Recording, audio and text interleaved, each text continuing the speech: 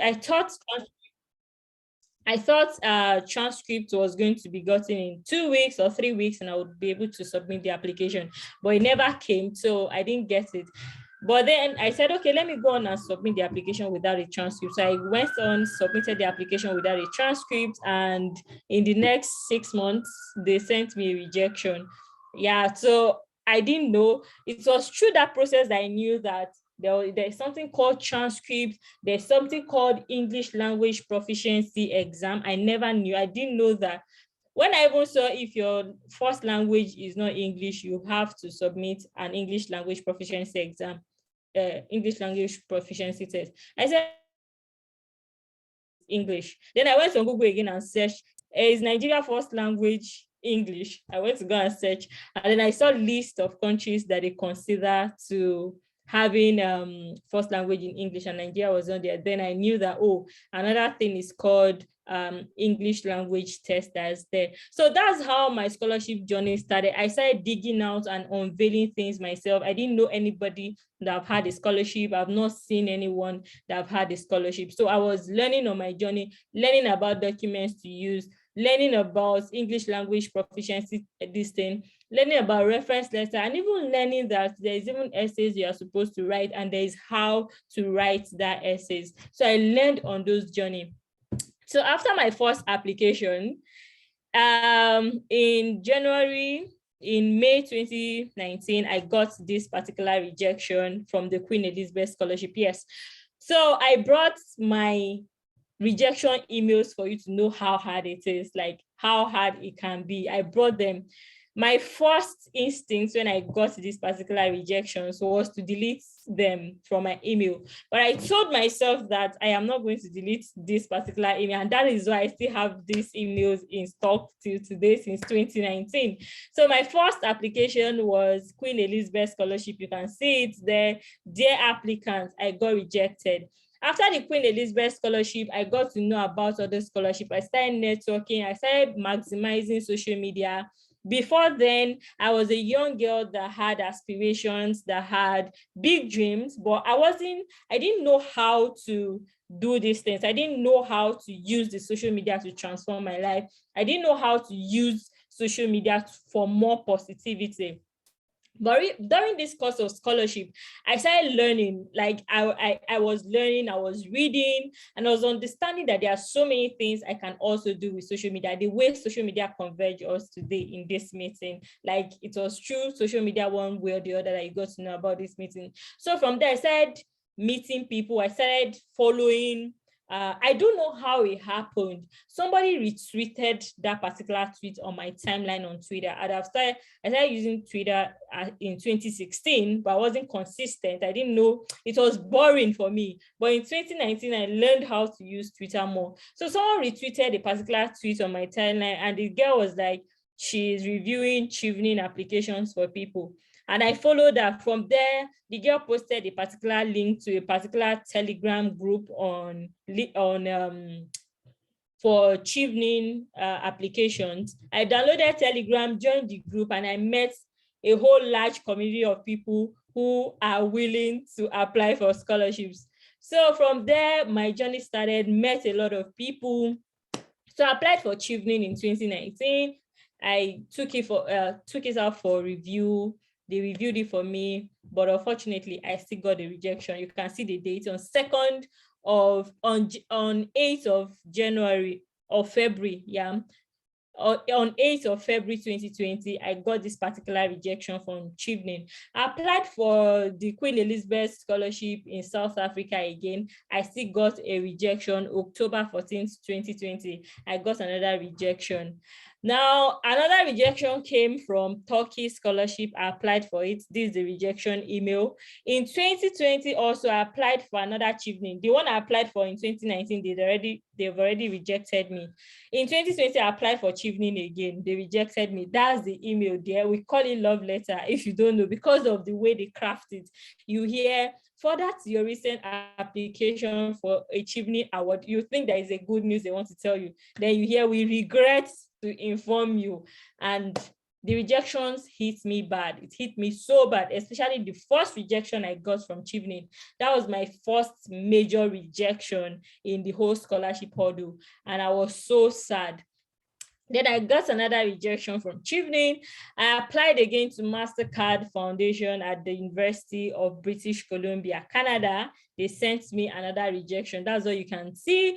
I applied to MasterCard Foundation Scholarship at the University of McGill too in 2020. I applied to Ewa Women's University in South Korea. I applied to New York University, Wagner, through the Oprah Winfrey Fellowship. I got rejection. These are the rejection emails. Then I applied to Hartfield Lioness Scholarship. I got another rejection. The scholarships I applied for in total was 12, and I got 10 rejection. 10 rejection. Yes, rejection hurt. All these emails, whenever they hit my email, my head is spinning, like another rejection. That's what I echo to myself. Another rejection, especially in 2020, 2019, I would say I was a novice. I didn't know how to craft my application. But 2020, I had already mastered crafting my application. I've met people, I've networked, I'll reach out to people who have won that particular scholarship to help me to review my essays. And I still got rejection. This University of McGill, I did everything. I put all applications together. They rejected me. So it was just too painful. It was too painful that I was putting all my effort into applying for scholarships, and they were all bouncing back. They were all bouncing back. In 2019, when I was applying, in 2020, when I was applying for scholarships, I was working, doing a very, very stressful job in Lagos. You know how, if you've stayed in Lagos, you know how stressful Lagos is. I'll go out early in the morning, sleep in the bus because I didn't sleep last night. So I'll come back, do what I have to do. I was staying with my sister, so I can't just say, oh, I'm coming from work, I'm not going to do anything. I wasn't independent. I was a dependent. So I have to do what I have to do. And then in the night, throughout the night, I'm writing scholarship essays. I'm sleeping at 2:30 to wake up at 6 again to start going to work and sleeping in the bus. So it was all stressful. But amongst all these things, I was very hopeful that I was going to get a scholarship. And that's why when I got my salary, my first 2 salary, when I graduated and I got a job, I piled them and I went to go and do my international passport because I was hopeful that I was going to get a scholarship. So I had my international passport in 2019. 2020 passed, no scholarship. 1 year of international passport gone. I was still hopeful and I was praying that I was going to get a scholarship. Yes, scholarship, it does hurt, but look at where I am presently. This is where I am. I am a MasterCard scholar at the University of Edinburgh. These are MasterCard scholars at the University of Edinburgh. And I knew that although the rejection emails hurt, but this particular feeling of being a MasterCard scholar, it wipes out every other feeling that the feeling of rejections gave me. Being here wiped out everything, all my tears away. Okay. So one thing I knew I did right is this platform conversation. I want you to put it in the chat. What do you think I did right for me to get a scholarship? Please put it in the chat. I want to see what you think. What did you think I did right? I want to see it. What did you think? Guess. Just guess something. What did you think I did right? Okay, persistence, consistency. Yeah. I see. Thank you. Never, oh, resilience, never gave up. Yes. I met all requirements.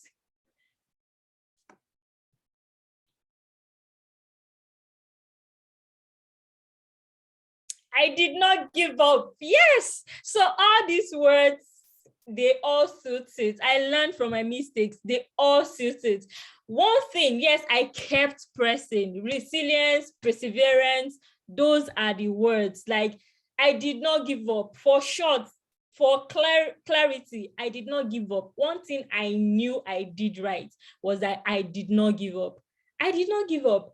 If I did give up, that will be the end. My resilience, my desire to keep it going. Yes, I believe I was surely going to make it one day. I did not allow the rejections to pull me down, because I knew that the only thing I was losing in the application is my time. Yes, my time can go. I am ready to sacrifice it. Let me do it. I kept on applying. If this rejection come, I say fine. 4 rejections in 2020. I say fine. Let me arrange my documents again. I met other people, listen to different advice, hard calls, reach out to people on LinkedIn. Hi, my name is Solis. I am applying for a particular scholar. Oh, I forgot to even add one particular screenshot to this, my slide. That was a write-up I put up on LinkedIn in 2020 when I got a rejection. I was so down. I was very, very down. One thing I knew I did right was that I didn't give up. In all of this, I never give up. I was very, very much determined to continue applying. And the other things I knew I did right, aside the fact that I didn't give up, the other things I knew I did right was networking, getting my essays right, and knowing my strength and leveraging it. Let me take it one by one. First thing I knew I did right was I didn't give up. If I gave up, all of these things, all other ones wouldn't matter anymore. Then the other things I knew I did right was networking. So I started reaching out to people on LinkedIn. Hi, my name is Solis. I am applying for Mastercard scholarship. You've won the scholarship.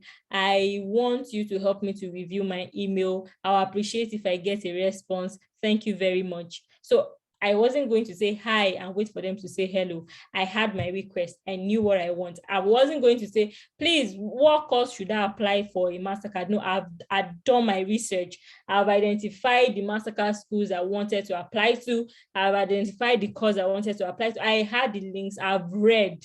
I have identified everything. I had my reference letters. I had my certificates, my transcripts. I knew them. But one thing I knew that I had to do was getting my essays right. So I had to use networking to get my essays right. So I reached out to people on LinkedIn. I'll reach out to Chevening scholars who had won Chevening to help me review Chevening essays. I'll reach out to Mastercard scholars who had won Mastercard, because I believe it is people who had won that particular scholarship that knew the tricks they use to apply to that particular scholarship. Presently, when people ask me, Solis, I want you to review my email, I tell them sincerely, I want you to review my Chevening essays. I tell them sincerely, see, I have not won Chevening. Chevening told me rejections twice. So I don't think I'm in the best position to review your Chevening, but I can make suggestions if you still want, right? But Chevening essays, people that can give you the trick to winning Chevening, and the people who had won the scholarships. So I was rightfully networking, meeting people, DMing people, telling them who I am, telling them what I want and what I need from them, and if they can help me to review my essays. So it was going like that. And then the other thing I knew I did right was getting my essays right. So the result of me networking was now getting my essays right. So I was meeting people, they'll help me. I'll combine like 5 review from a particular essay to rewrite the essay. So I have an essay structure. I'll send it to 1, 2, 3 persons. Then I get their feedback. I use it to restructure the essay. When I restructure the essay, I'll look for another 2 people and send them the same essay I've restructured. And then I get their feedback to use in rewriting the essay. So that was what I was doing, rewriting the essays. And then I started writing my essays far before the application deadline, so that when I reached out to people, they still had time to fit me into their schedule to help me review my essays without inconveniencing them or without them turning me down, because I knew that for people who had already gotten the scholarship, they were already in a rigorous academic environment, and any other thing they were going to do for anybody was just an extra thing from their schedule.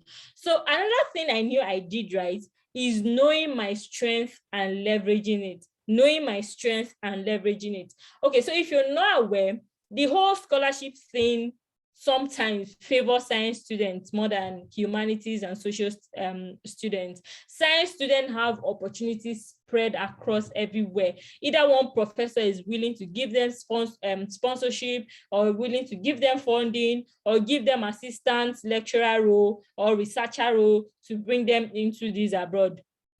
But for we that are social sciences and humanities, who is the fundings for social sciences and humanities are not much. And who are the lecturers that are recruiting? Even if you see an opening, it's very, very competitive. And even if you apply to all these scholarships, some of them want people who are doing technology, engineering, mathematics, chemistry. And also I had to identify my strengths and leverage it. Now, I have to mention that I won 2 fully funded scholarships in 2021. Like I said, I put out 12 applications, 10 came back in rejection, 2 came out successful. So what I had to do was that I was a humanities student. I wasn't just a humanities student, I was a theater arts student. I studied theater arts in my undergrad. And we know the stereotype about theater arts. Oh, they are not serious, they are dance 101.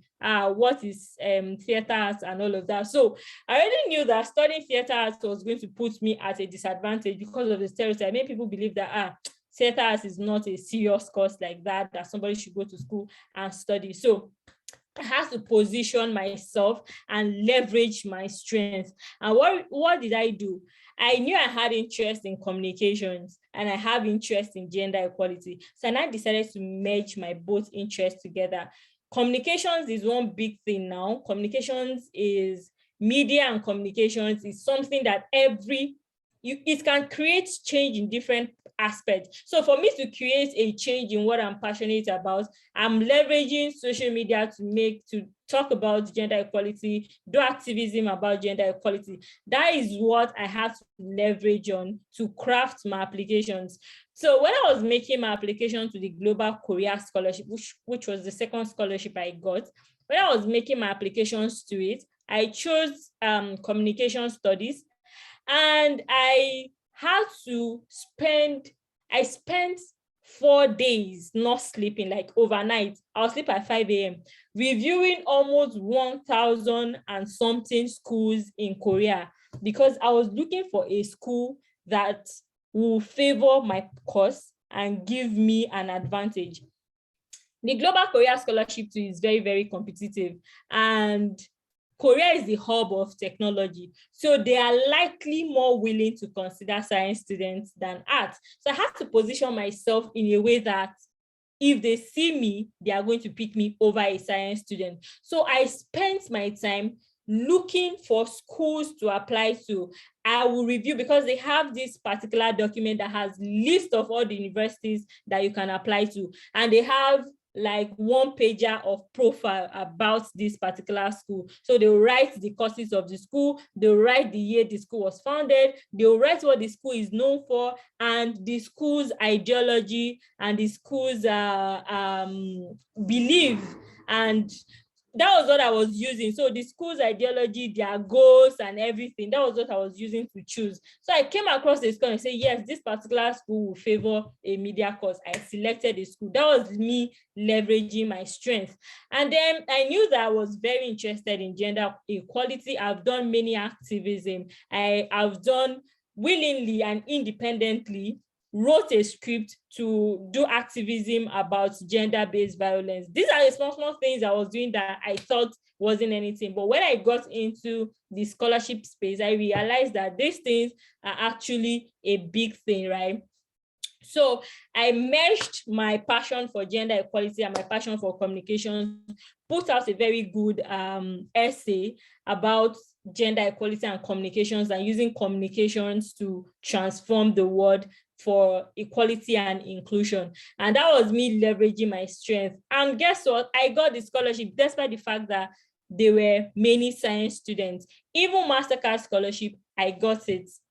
So since this particular event is not just for me talking about my rejections, I'm going to go ahead to talk about tips for you to write your essays, because of course it's not good that I talk about just my rejections without giving you tips on how you can leverage what I have experienced, what I've gained, how you can leverage the information that I have to impute into your application to help your application better. So it wouldn't be nice without me giving you any tips today. So I'll talk about how you can write your scholarship essays.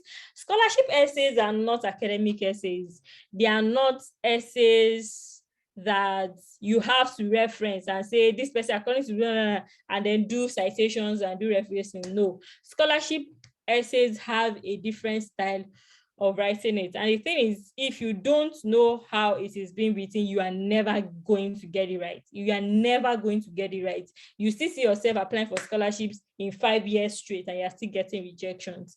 So there are different ways to write scholarship essay. I have limited time, but on this particular topic, I have done an extensive video on YouTube, on my YouTube channel, Sole Zojotule. I've done it on it. So I'm going to go ahead to talk about it. But if you want more details, you can just go to my YouTube channel after this meeting. I've also had several webinars on essay writing. It's there on my YouTube channel. So after this, you may want to check it out because I'll just go on it briefly. We don't have time. Essay writing is an entire topic on its own that can't be covered and meshed with other things, okay? So the approach that you can use in writing your scholarship essay is the STAR approach: situation, task, action, and result. So in writing scholarship essay, you want to be precise about what the situation is, what the task is, what the action is, and what the result is, okay? It includes essays that Chivney will give you. It includes essays that they'll give you a particular question and say, tell us about the time you did this and what you did and what came out of it. This is the approach you can use in writing this particular essay. So you write about the situation. If they say, okay, for example, Chivney has this particular leadership essay that they want you to write because they want you to demonstrate that you're a leader. So they can say, tell us about the time you created a change, or tell us about the time you exerted your leadership skills and what came out of it. So you have to use the situation, task, action, and result to be able to attack that kind of essay. So situation, what's the situation? You describe the problem. What was the problem? What happened? So there was a time in my community, this happened, we're having this kind of issue, we're not having water, or the community river went dried, or there was malaria in the community, and so. Or in your office, you had this particular problem, you were supposed to host a meeting and all, but the caterer disappointed you and didn't bring, called you 3 hours to the meeting and said they were not going to come again because they had another appointment or that something didn't go well. That is a problem. So task, what did you now decide to do? What did you do after that? So you can now say, oh, so because our village river had gone dry, I had to look for a way to resolve the problem. So I went to meet the king of the village and told him that I wanted to carry out a sensitization so that people can donate money in the village to contribute money to bring tank from somewhere to bring water to the village. Or you can say that, oh, there was malaria killing people, and then I decided to call my team members, my fellow friends that have interest in activism, interest in sensitization, who are interested in sensitization. I decided to call them so that we can carry out sensitization on how people can protect themselves from mosquitoes in my community. That is a task. Then action, myself and my team members decided to go on and carry sensitization every 5 market days in my community. So every 5 market days, we'll gather the villagers together and tell them the effects of mosquito and how well they can use their mosquito net. Or we decided to buy mosquito net and share for them at the cost of desensitization. That's an action you have taken. What is the result? As a result of our sensitization and as a result of the mosquito nets we shared for people in my community, the rate of malaria death has reduced. If you have the figure, you put it there, it has reduced by 90%. It has reduced by 10%, or out of 1,000 community members that we sensitize, 900 can securely fix their mosquito nets. 900 of them knows how to protect themselves from mosquito. And as a result, the community has witnessed low death rates. Is anybody understanding me? If you understand, please put it in the chat. Let me get your feedback since I am unable to see so many people's faces. Let me get feedback. Let me know if you're understanding what I'm saying. So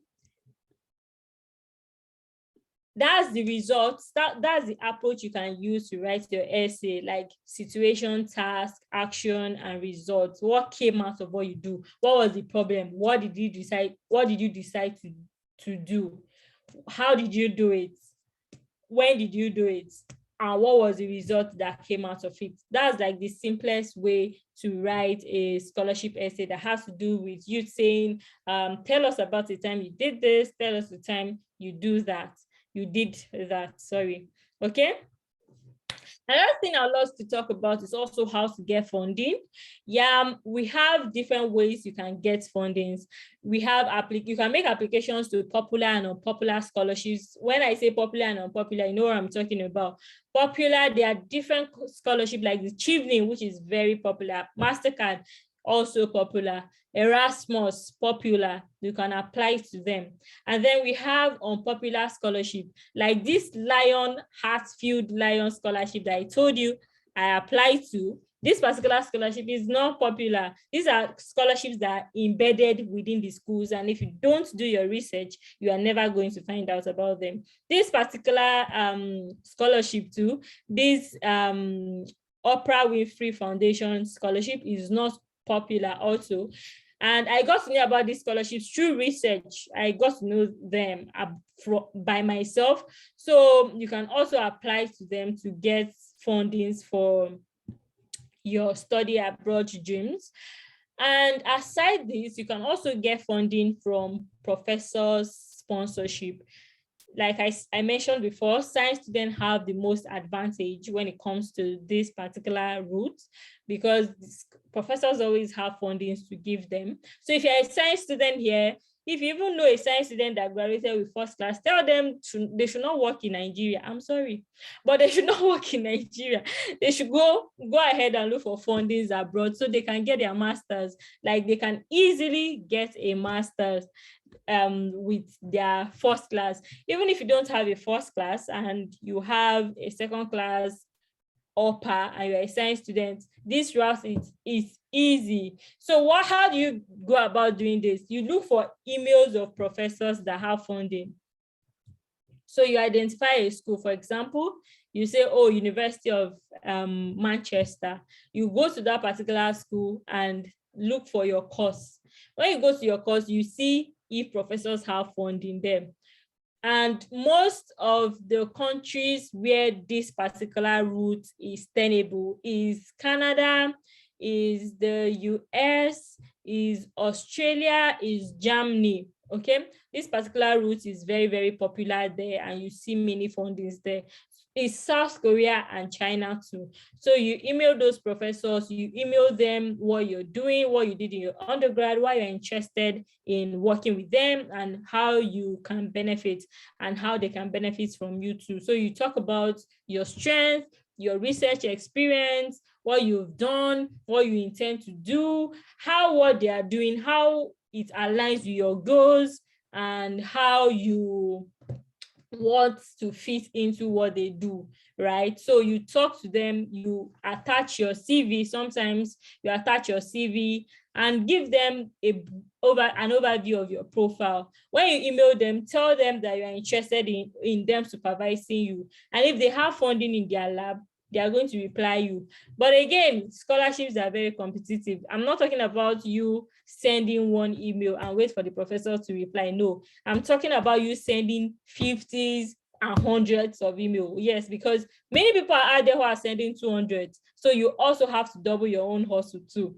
That's it. So you don't send and wait, oh, this professor have not replied me, let me hold on. No, you have to keep sending them emails until one replies you. So you can also keep tabs on university websites, search Google, maximize this website that sends scholarship information to people, like Opportunity Desk and scholarship platform also. So these are websites that if you subscribe to their email, if they have any scholarship, they'll send you email for you to maximize, for you to apply to. So these are how you can get funding. And then that brings me to my conclusion. And my heartfelt advice is don't quit, do it.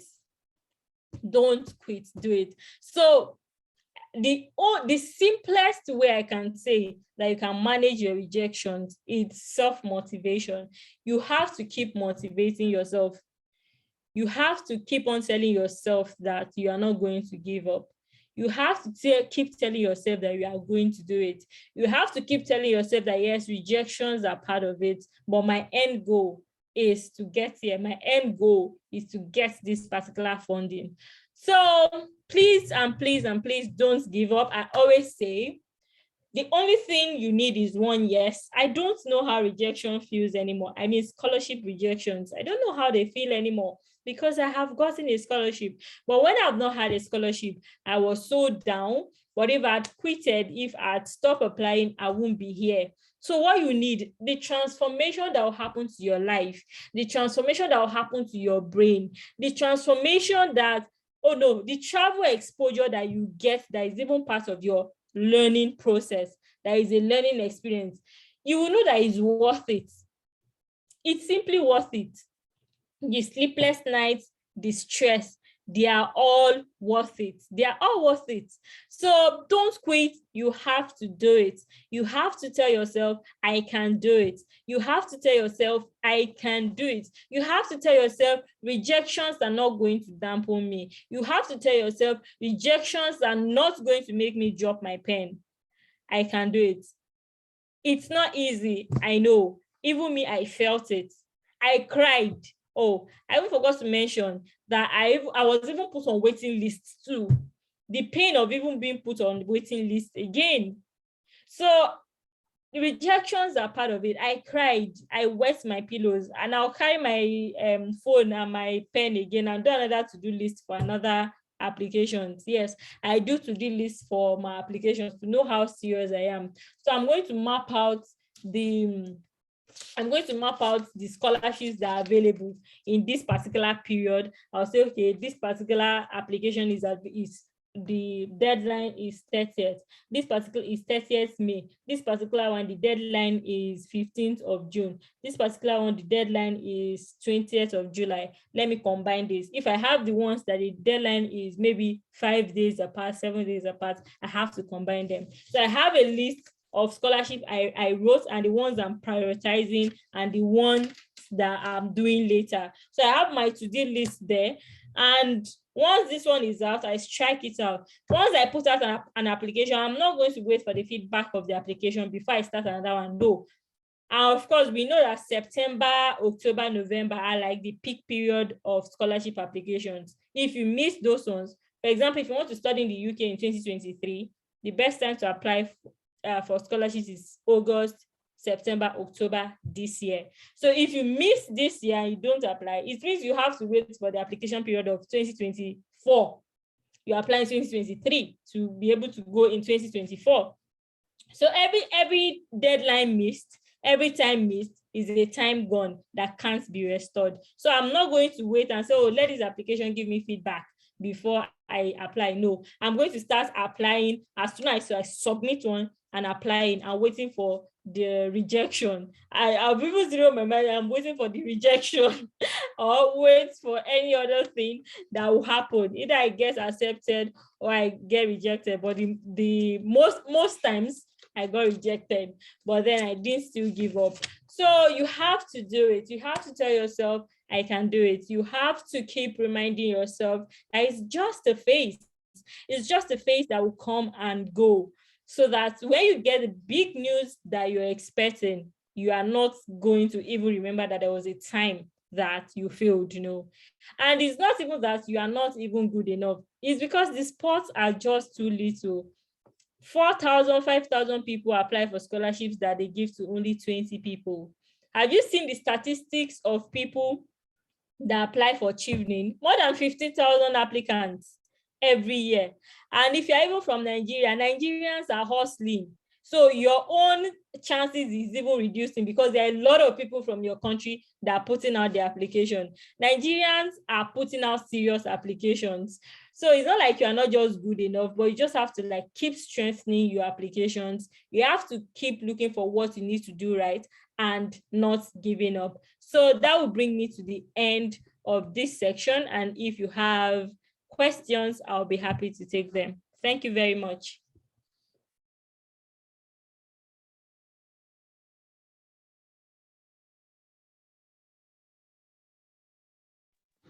Wow, that was very, very inspiring. Thank you very much, Ms. Solis, for that beautiful presentation. So rejections are part of the journey. Networking is very important. Continue talking to past winners so that you'll be able to get your essay right.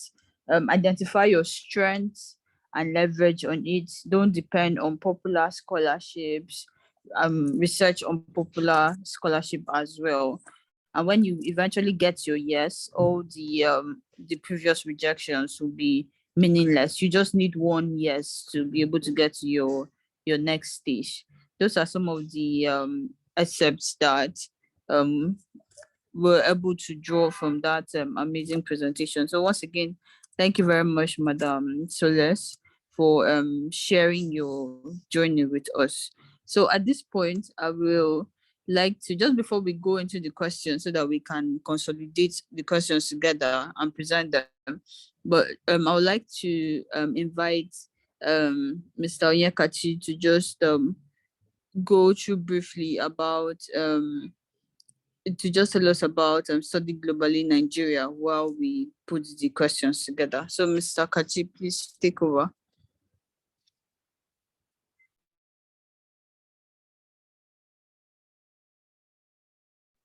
Can you hear me now? Yes, I can. Okay, that's fine. So thank you very much, Madam Solis. That was a very nice rendition. Sincere appreciations to you for giving us this lecture today. So a few quick points from what she has raised. She has mentioned some certain things that we do, and that's what I will latch on now. For example, writing applications, like you can see, one of the things that we do is free admission guidance and application processing that we do for PIPs. So one of the things she did mention are, or that has to do with your essays or statement of purpose. So it's also one thing you can contact us to help you do immediately after this our webinar today. So we help people for post-admission guidance. We also help you for your free spouse visas. We can also guide you to, like I've been speaking with some persons already who are also into this. So I'm telling them that it's also easier for you if you're looking for admission to the UK, you can go or you can go alongside with your spouse immediately, or you go there, settle the ground, water the ground, and your spouse now follows suit. So we have partnerships with over 1,500 institutions in the US, UK, and Canada. And we have just added another country to one of the countries we send our people to, and that is Ireland. So for as many of us who are listening and you want to go to Ireland, you want to study in Ireland, you can reach out to us immediately after this webinar so that we can help you process that. We just got that opportunity just 2 days ago, and I'm pleased to inform you of that. So part of the things we do, There are premium services that we also do for people, and that has to do with maybe helping you to write scholarship essays. And one of the things she did mention, and I would like to just latch on it, is that you will need to know how to write essays using the STAR approach. And as she has said, she mentioned the situation, she mentioned the task and the action and the eventual results. You will need to also note that you can do this on your own as well, because you can also refer to us, we can guide you, we can review what you have written, but I will also refer you to help going to know how to answer competency-based questions, because, for example, in UK, most of the organizations there, you must, to a very large extent, before you have gained entry to those organizations, you must have passed through one of their interview processes. And one of the things they will do is all the answers you must give are in this manner, the STAR approach. So part of what she has said is just what I'm just trying to latch on now. And these are the opportunities we have. As far as we help you to process your application free of charge, though we've added something which we have seen to make sure that people get serious, is the commitment fee. It usually scares some people away, but it has worked magic, because at the end of the day, it's still your money. So when you get, we help you to process admission and you get admitted and you want to pay for tuition fee, we refund your money back to you. So it's not something that will scare you. It is just to ascertain your seriousness and your determination to get into those schools. So, of course, every other thing we do here is free. We are not charging you for anything. But the other premium services, like you want us to help you for your statement of purpose, you want us to help you to perhaps get your reference letter from universities, you want us to help you get your transcript from universities, you can reach out to us. Those things are actually paid services. So, that is more about what we do, and we would like you to reach out to us after this webinar. You can get us on the phone. We have displayed on the chat box. You can reach us to us. You can call us. You can send us messages on WhatsApp. You can visit our offices, one in Lagos and the other one in Port Harcourt. The one in Port Harcourt is at number 33, Tombia Street, GRF is 2 in Port Harcourt. You can call me on phone after now. I will answer you. The one in Lagos is at number 25, Church Street, off Salvation Bus Stop of Pebi, Ikeja in Lagos. So we trust that at the end of this session, you reach out to us, and I will also reach out to our guest speaker so that some materials that we need to give to us, I will send to everyone who participated in this event today. Thank you, and God bless you.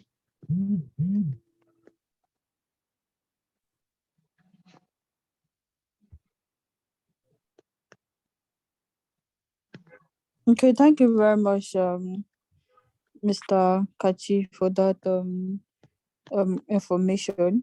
So the first question we have here is that for you, Madam Soles, is, does an undergraduate student in the field of engineering have an opportunity in the area of scholarships?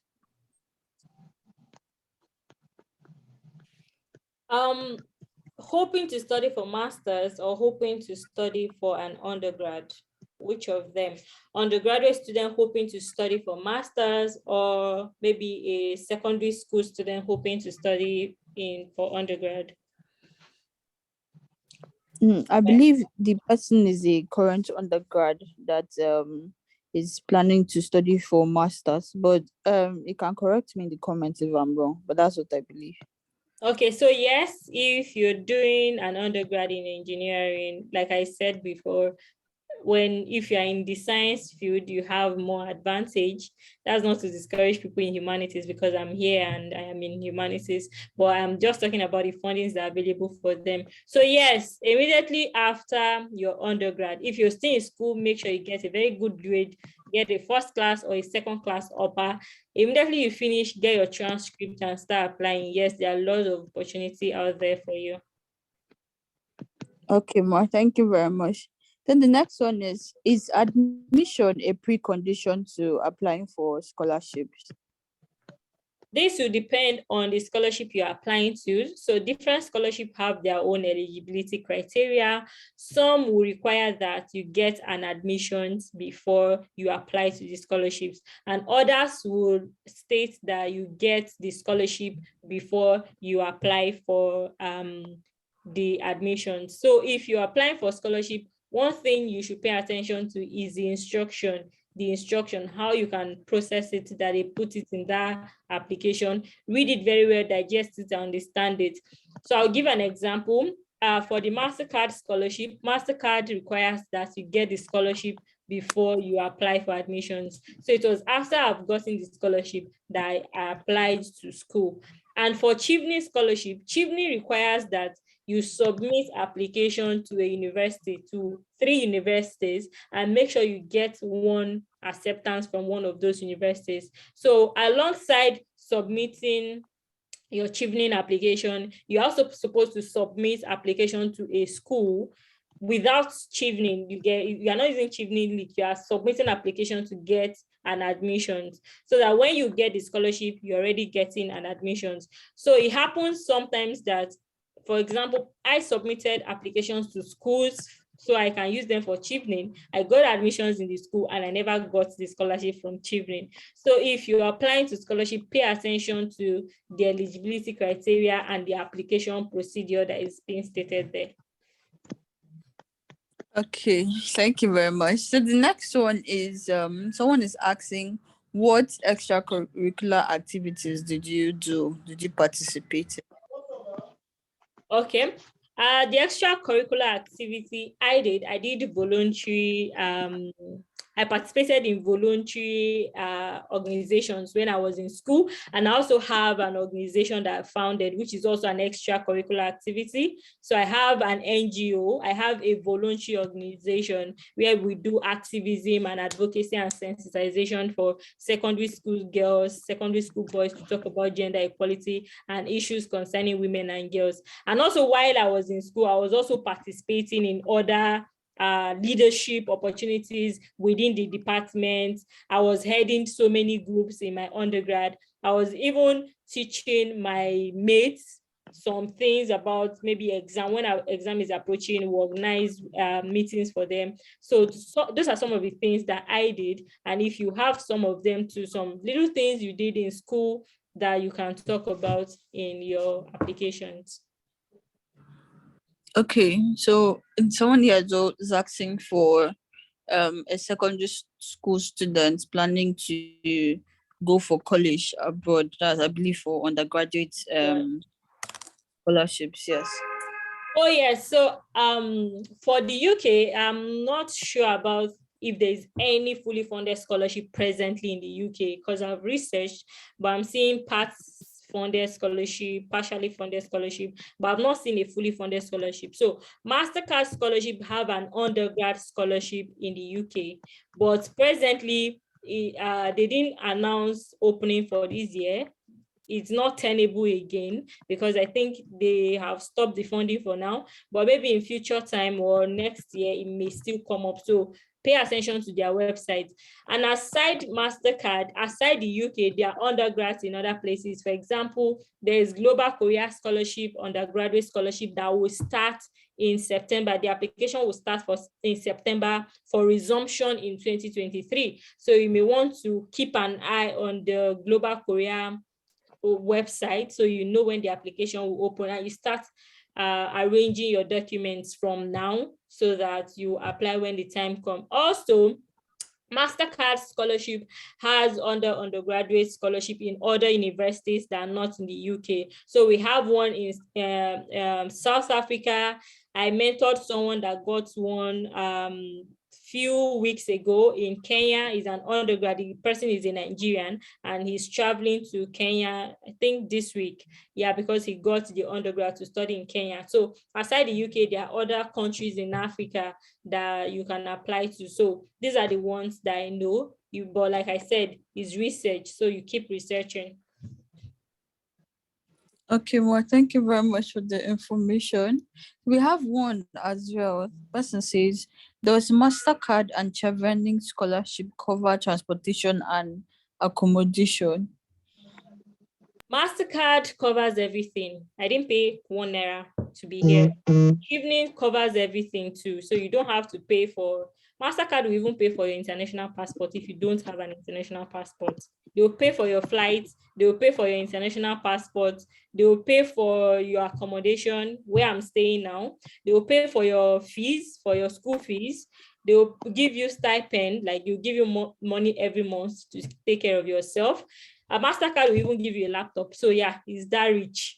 So for Chivney will give you, they will fully sponsor everything for you too. Wow, that's amazing. So I think this is the last question. How do you integrate the struggles of Nigeria into when writing your scholarship essay?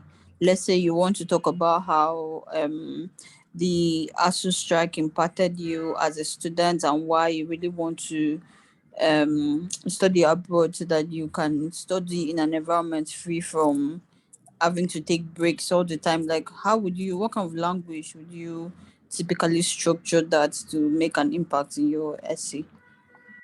Okay, so I didn't use this particular scenario to write my essays, but I am going to warn about something.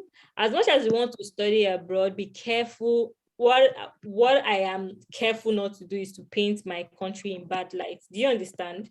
So these countries have connections, like they are giving you scholarship. For example, the Global Korea Scholarship is giving you scholarship to strengthen their relationship with Nigeria. Do you understand? So you don't want to paint Nigeria black because you're looking for opportunity from another country. Do you understand? So you should be careful not to maybe talk about bad governance in Nigeria in that kind of way. So if you're going to be talking about bad governance in Nigeria, it should be in a way that you have identified something that you want to fix. So it's all about, how do I say it? It's all about you're stating a problem, but you're also saying that it is something I want to fix. So if you want to talk about ASU strike and how it has impacted on your study, make sure you talk about how it impacted on you and not maybe criticizing the Nigeria government in that kind of way. Or even if you are going to do the criticism, it should be a constructive criticism in such a way that you are saying, oh, if I finish my studies and I come back home, these are some of the things I would love to fix. The fact that students can not go to school without the interruption of ASU strike. I don't know if anybody is getting me. Okay. And it also applies to maybe if you're from a humble background where you couldn't afford to pay your studies, it also applies to that. So as much as you're saying I'm poor, I'm from a humble background, I can't afford to pay for my studies, I couldn't, it impacted me in this kind of way. You don't want to keep saying, I am poor, I am poor, I am poor. That is why I need a scholarship. No, you're going to say, see, I am poor, or I am from a humble background. I couldn't afford to pay this. I had to wait for a few days to go to school because there was no money. But despite that, this is what I've been doing. So despite the fact that there was no, I was struggling and doing so many jobs to pay my fees, I was still participating in leadership opportunities. I was still very active in my fellowship. I was still doing this. I was still contributing this to the community and all. And I also still have good grades despite all the challenges I was having. So it's more like you're mentioning it, but you're using a strength to build it. Let not be like, oh, I want to invade my country because there's an ASU strike. I want to invade my country because I am poor. No, they're not looking for poor people. They're looking for poor people who have the strength to do something right, and you'd have shown that in your track record before they'll be able to pick you. Because if you say poor people, everybody in Nigeria is poor, everybody in Nigeria is being affected by ASU strike, but what makes you different? Why should they pick you? That is something you should capitalize on. So if that's clear enough, if you get me. Yes, ma, that's very, very clear. Thank you very much for that. So we just have some questions that just came in now. So we'll just like go through them very quickly. So the first one is, apart from scholarship essays that you were getting wrong, what other thing did you do right? And also, what advice do you have for fresh 2-1 graduates in the scholarship journey? Should they apply immediately after graduation or get necessary work experience to increase their chances? Okay, so take the first phase of the question again. Okay, aside your scholarship essays you were getting wrong, what other thing did you do right? Okay. Aside the fact that I was getting my essay wrong, what was I doing right? Okay. So the first thing I knew I did right was graduating with my best grade. Yes, whether you like it or not, it tells a lot about if you're going to get a scholarship or not. I am very blunt to say that the chances of you getting a scholarship if you graduated with a third class is 1%, just 1%. And it would have, it's all depending on the work experience and so many things you would have done before that third class will give you the scholarship. So one thing I knew I did right was graduating with my best grade that I can from school. So it positioned me rightly.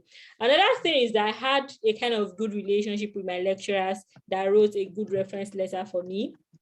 It also contributes, reference letter also contributes to you getting a scholarship. It does actually. So if you have lecturers who you are not close to, start befriending them now. Start calling them to greet them now, so that when the time comes, they'll write good reference recommendation for you. Okay, so another thing I knew I did right is not doing right. So it's just me being me. It's maybe participating in voluntary activities or other activities I knew I was doing. It's me doing my passion, but I didn't know I was doing a big thing. For example, in 2020, I scripted and recorded a script, a docudrama, 5 minutes docudrama about gender-based violence. It was me just doing what I love to do. I study theater arts, I'm interested in communication, I'm interested in gender equality, so why not?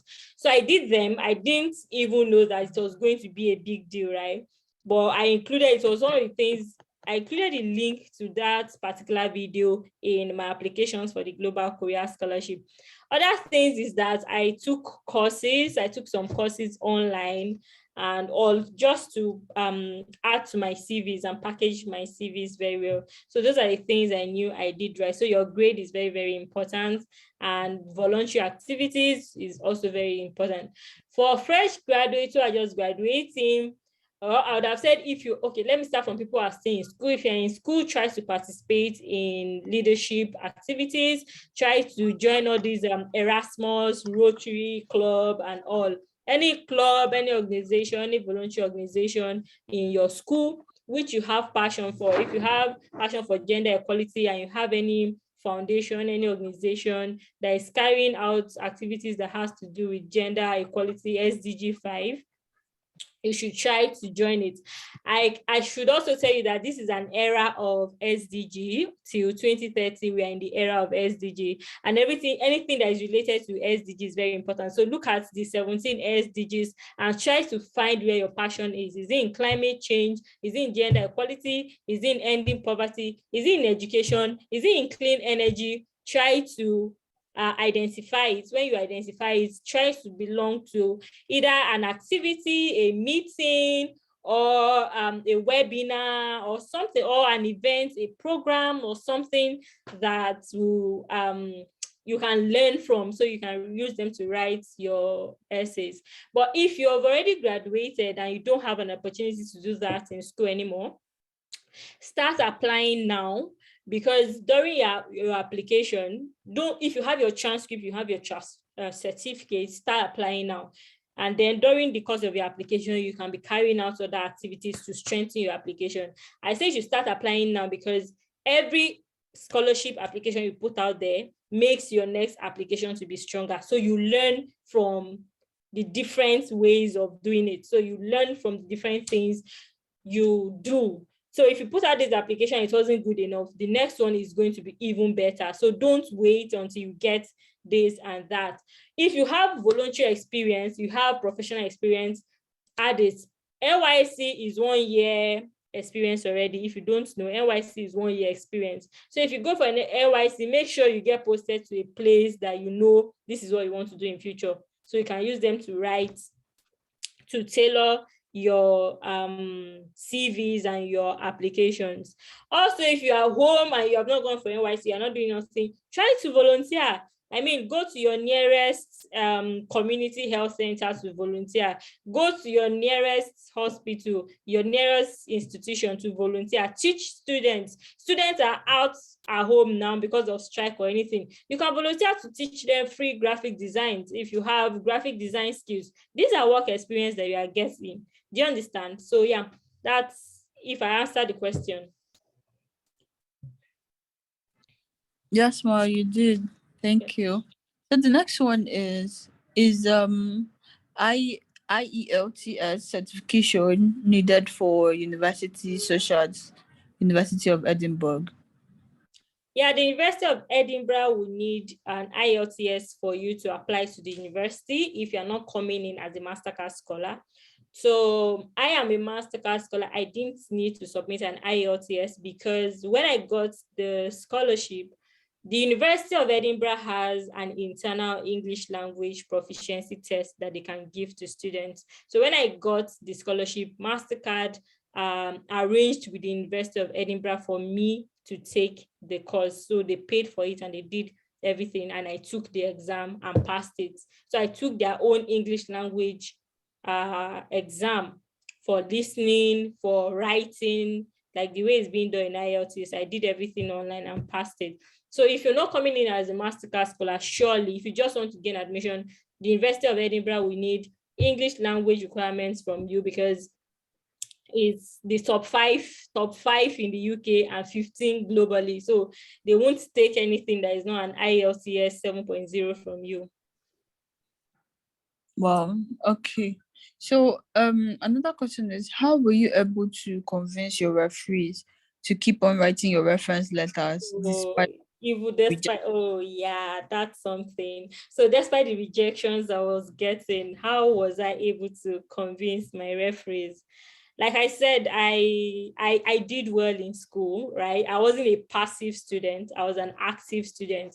And lecturers love active students. They love students who are ready to write and pass by themselves, whether you like it or not. If you are one of the top 5, top 10 in your class, your lecturers are going to know you. And that is why you should put your best foot forward if you are still in school. So I have my lecturers that they know me. They know, oh, this girl, we are ready to do anything for you. Like my lecturer told me, don't worry, even if you're getting scholarship, even if it's 100 times, I am ready to put out a reference letter for you. So every time I'll call them, sir, they've rejected me, I need this. He said, no problem. So my lecturer have this draft of reference letter that he has already kept for me. So if I bring any scholarship email, or I tell him that, oh, this scholarship is going to send you an email, you just edit it and submit. So that is what happened. So they were just so pleased to send me send reference letter on my behalf. And again, I was also showing appreciation, which is very important. So I know that they were wasting data on my behalf, wasting you know how it is. So once in a while, I appreciate them in that kind of form, you get, just to show that yes, I am grateful. So they were just writing this thing for me. And then for scholarship and some admissions where you don't need to submit a fresh reference letter, okay, there are some applications that when you're making, they ask you to upload your reference letter. So there was one generic reference letter I asked my lecturers to write, so to whom it may concern. So he wrote that one for me, so that other applications where I don't need them to send the email to them directly, I will upload the to whom it may concern from my own end, if you get what I mean. Then another thing I did in 2021 when I was applying for another scholarship is that I listed the scholarships I wanted to apply.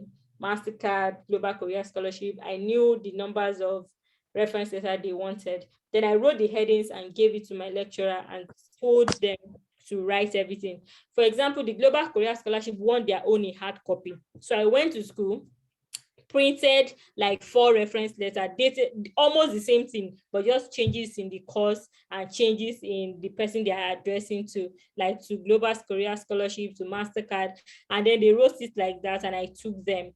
Then another thing you need, you need English language letter to. So I went to my university, I typed the list of all the schools I wanted to apply to, all the scholarships I wanted to apply to, like 5, and I got 5 English language letter, in proof of English language letter from school. So that's another way I did it.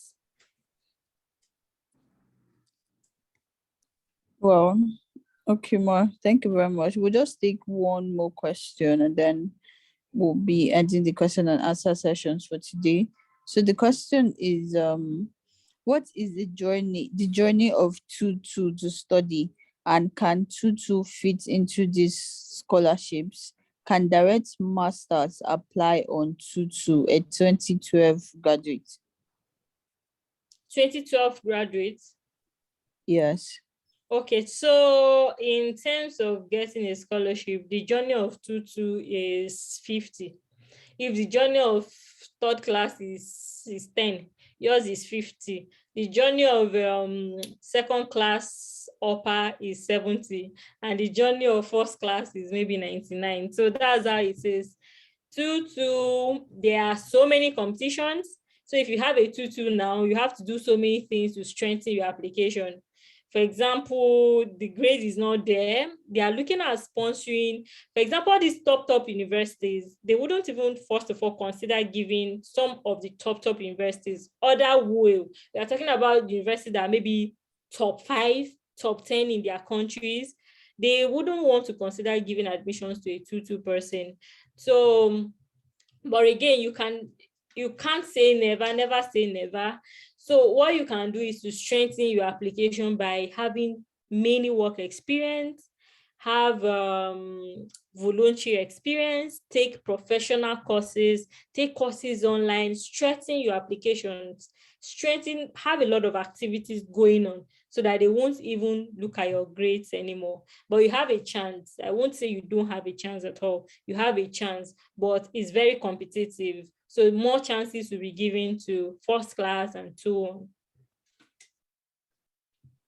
Okay, Ma. Thank you very much once again for honoring our invitation to speak here today, and thank you for your very inspiring and impactful presentation. So as been posted in the comment section, the link to Solace's YouTube channel will be pasted in the comment section, and then if you want to get more information about studying abroad, you can always visit our YouTube page and learn more about her. You can also connect with her on LinkedIn to find more, just to follow her and find more information generally about the study abroad process. So thank you, Ma, once again for honoring our invitation. We're so honored to have you here. Thank you.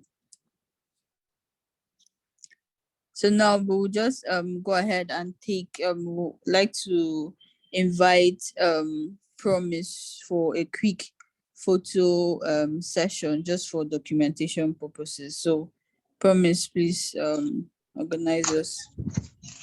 Okay, thank you very, very much, Ms. Solis Ojotuli, for that presentation. Okay, very quickly, can we all turn on our cameras so we can take a good picture?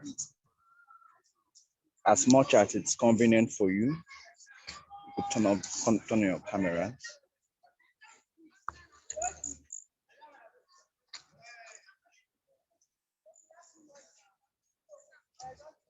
Okay.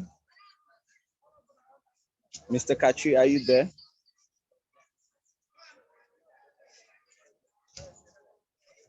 I'm there. Okay, are you ready? So are we set to go? You're going to pose now, the best style.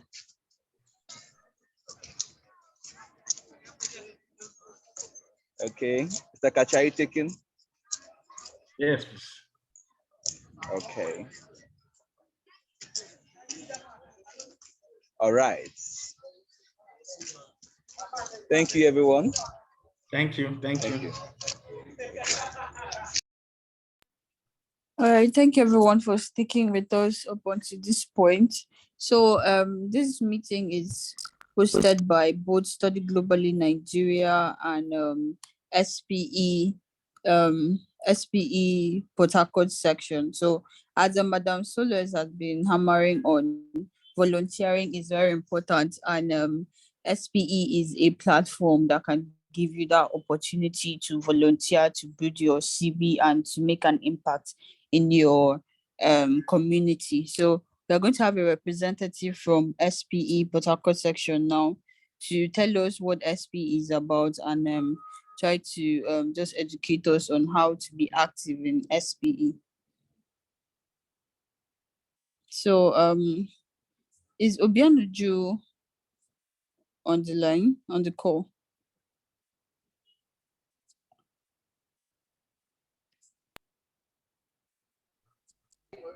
Okay, there's a hand up. One Innocentia Onye Barichi. Oh, but we are done with questions for now. Okay, I do not know So what. the rest of the questions can be forwarded to Study Globally or to Madam Solis via our social media channel that has been posted in the chat box.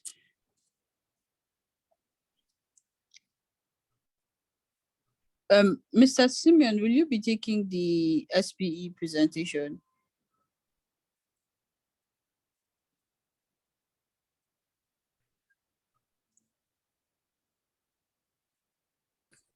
You can skip to closing remarks, Kashi, take that, and then come back to announcement. Don't waste time. Okay. So okay, we'll just be skipping to the closing remark and vote of thanks by Mr.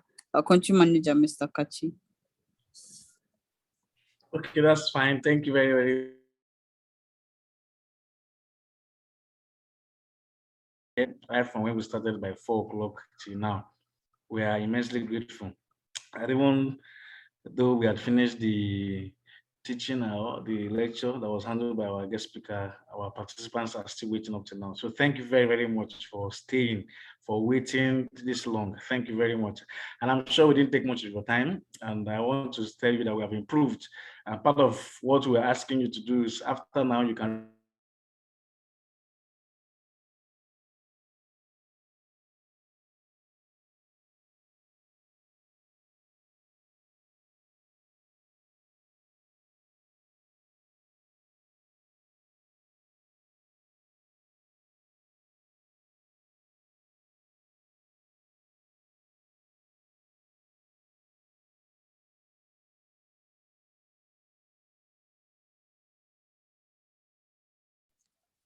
Can everyone hear me?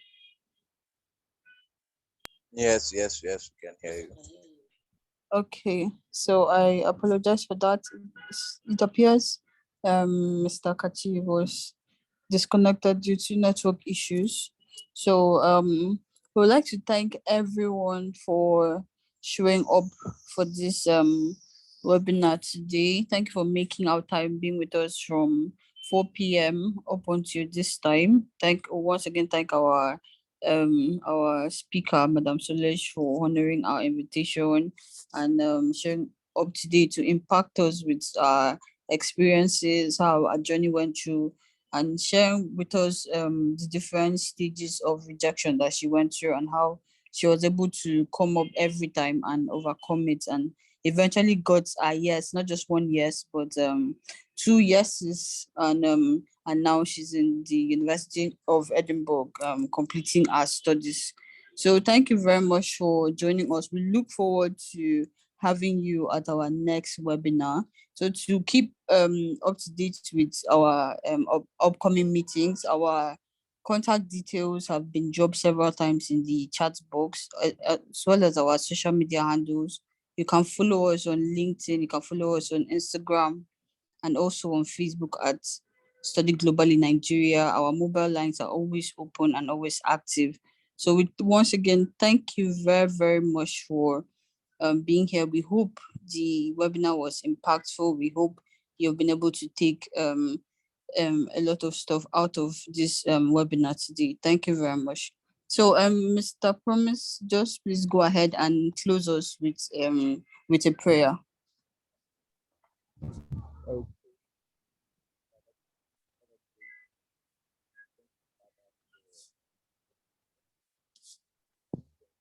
You're muted, please.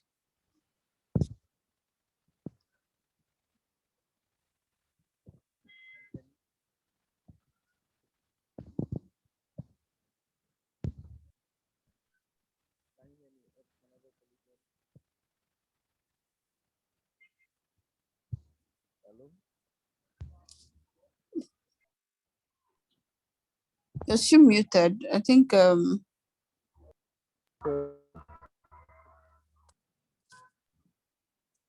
Okay, can you hear me now? yes. Please go ahead. Okay. Sorry. Let us pray. Thank you, Father, for a successful section. Well, Father Lord, we thank you for the time we spent together to discuss ways on how to manage rejection. But I will see as we apply that we will have less rejection or no rejections at all. I think that to put in all the requirements and ideas of the discussion from this session today, that in the end we will just use scholars that will help us attain very good academic training. Thank you because we know it will be good all for us. In Jesus' name, amen. Amen. Unfortunately, we couldn't hear you, but I'm sure the Lord heard the words of your heart. Thank you very much, Mr. Promise. Thank you very much, everyone. Again, we look forward to seeing you again at our next webinar for next month. Thank you and have a lovely evening. You too. Bye. Thank you, Bye. everyone. Thank you so much. Bye-bye.